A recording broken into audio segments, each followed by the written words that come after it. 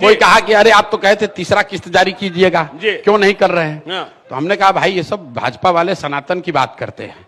तो सनातन धर्म में ये आपने देखा महाभारत रामायण का युद्ध होता था कि जो आदमी मूर्छित हो गया उसको छोड़ दो भाई, जाओ इलाज उलाज करा लो फिर आना। हम लोग रामायण में देखते थे, मेघनाथ आज उनको मूर्छा हो गई, लक्ष्मण को मूर्छा हो गई तो मेघनाथ वापस चले गए, ठीक मूर्छा से उभरिएगा तो फिर लड़ाई होगी। तो 2 बाण लगा, दिलीप जायसवाल बेचारे मूर्छित होकर गिर गए, अब बोल भी नहीं पा रहे हैं। तो हम लोग इंतजार कर रहे हैं कि खड़े होकर आए तो फिर इन पर होगा। लेकिन मान लीजिए कि मूर्छा से उगेंगे ही नहीं, तो उस दल में अब दूसरे महारथी हैं, 2 और हैं।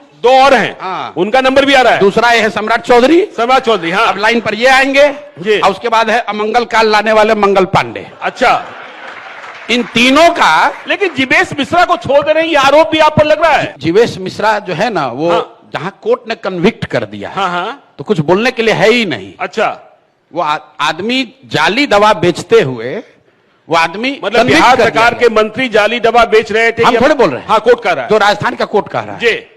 और हमको किसी ने कहा कि जीवेश मिश्रा ने कहा है कि प्रशांत किशोर को इलाज की जरूरत है। बिल्कुल इलाज की जरूरत है, लेकिन तुम्हारी बनाई हुई दवा नहीं चाहिए। तो कोर्ट ने कहा है कि भाई जीवेश मिश्रा का कंपनी का दवा नहीं खाना है।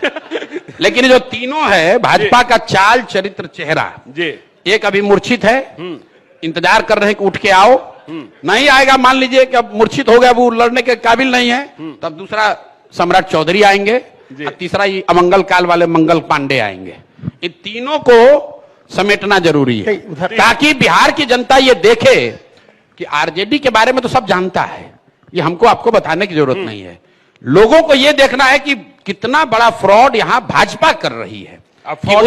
बिल्कुल भाई, उसका जो नेतृत्व है वो कई मायनों में आरजेडी से भी गिरा हुआ है, क्योंकि आरजेडी वाले तो फिर भी मान लिया, आप जानते हैं कि ये चोर है, ये करप्शन करता है, ये जातिवाद करता है। ये लोग जो हैं ये कंबल ओढ़ के घी पी रहे हैं, कंबल ओढ़ के घी पी रहे हैं। भाजपा का जो नेतृत्व है ये कंबल ओढ़ के घी पी रहा है।